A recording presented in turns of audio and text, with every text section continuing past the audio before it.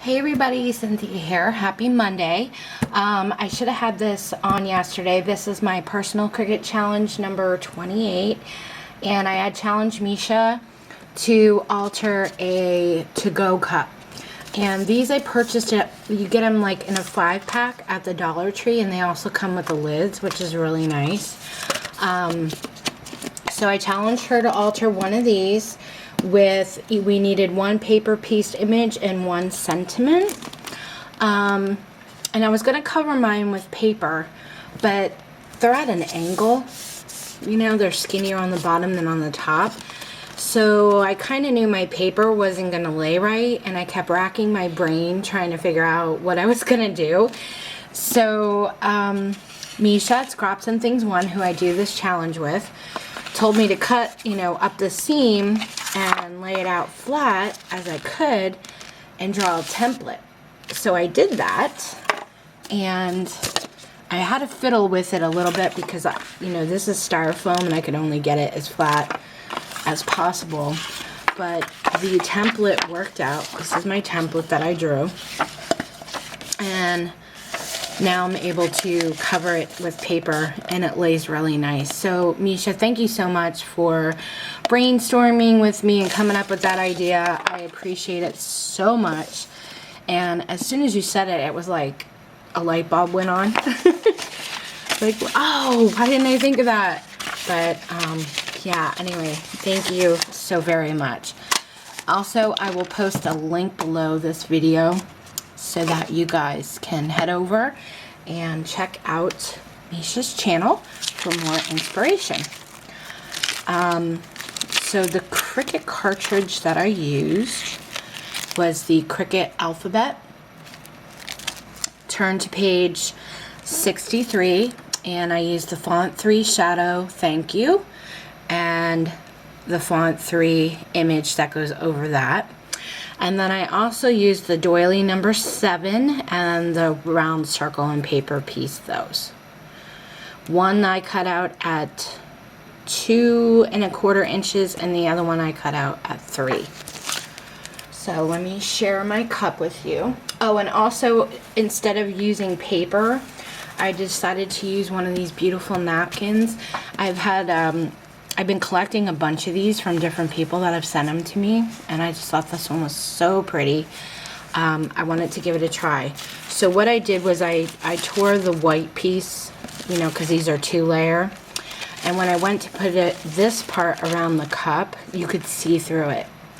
So I went in and I Mod Podged the white layer on first, and I smoothed it out with my finger, and then I Mod Podged this part on top, and I actually cut it into 3 sections and just laid it in 3 strips.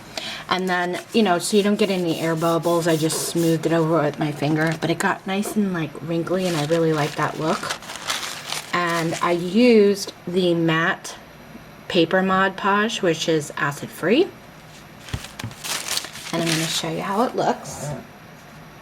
So I kind of did mine as like a thank you gift, and this is the top. So this is, you know, I don't think they're really going to drink out of it, but this is the part where you could drink from.